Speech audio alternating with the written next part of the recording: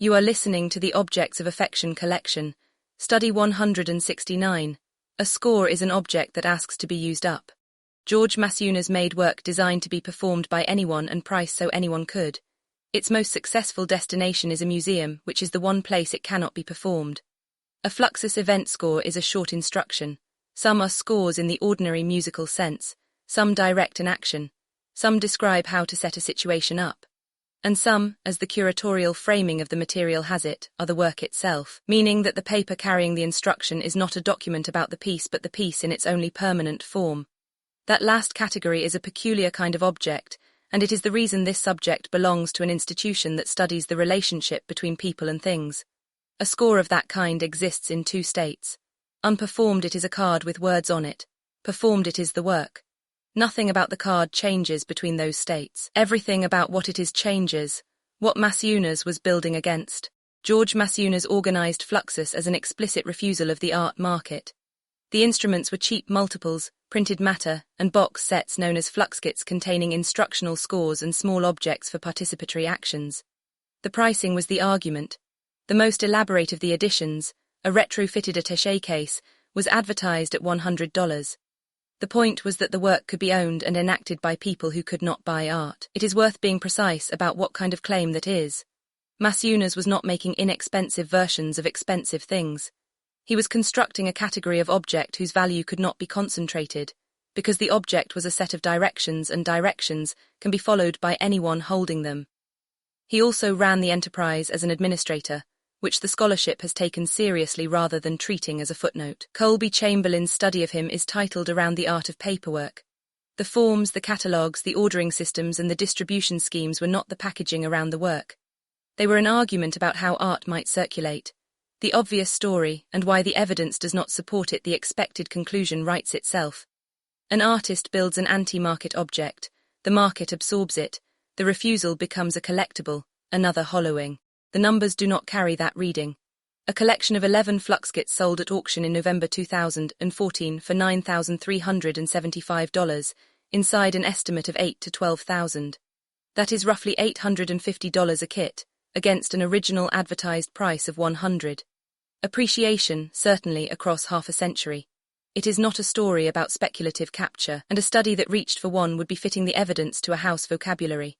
What actually happened to the largest concentration of this material is more interesting than the story that did not happen. Gilbert and Leela Silverman assembled roughly 3,000 Fluxus works over 3 decades in Detroit.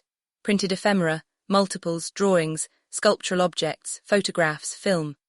In 2008, the collection and its archives went to the Museum of Modern Art. Reporting on the transfer describes it as a full donation. So the most complete gathering of an anti-market body of work was not sold into a market at all. It was given away, into the most established museum in the field. The museum is where the instruction stops. This is where the subject turns, and it is not a criticism of anybody. A museum's obligation to an object is to keep it. Handling is limited, condition is monitored, and the object is passed forward in the state it arrived.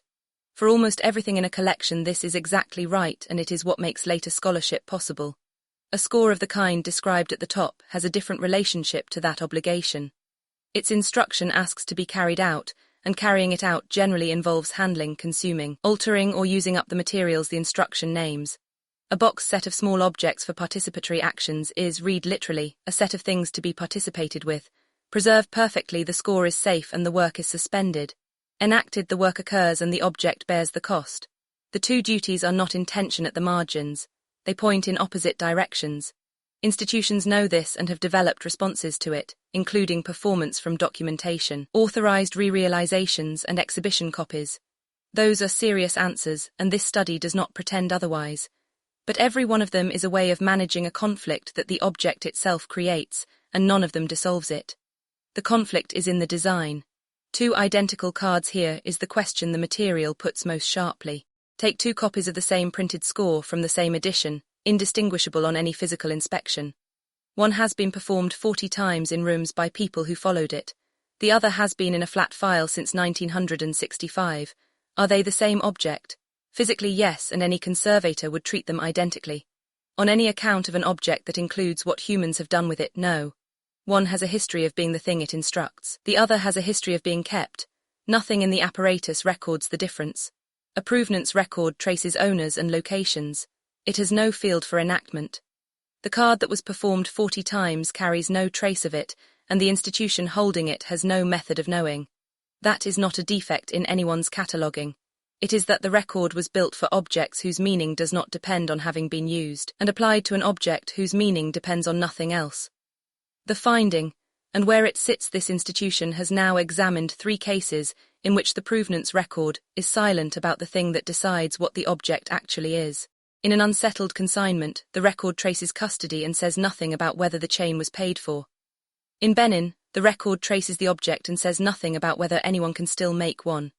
Here, the record traces ownership and says nothing about whether the instruction was ever carried out. 3 different silences, one shape. Provenance answers where a thing has been with great rigor and declines the question of what was done with it, whether the doing was completed, and whether the capacity to do it survives. Maciunas built an object designed around being used, priced so that using it was possible, and distributed through a paperwork apparatus meant to keep it circulating. The most secure thing that could happen to that work happened to it. It went into a museum where it is safe, catalogued, and not being followed. A score that is never performed is not damaged. It is just paper that was once an instruction. This has been a study from the Objects of Affection collection, a critical art research institution operating under the framework of post-luxury conceptual functional art. Read the full research at objectsofaffectioncollection.com.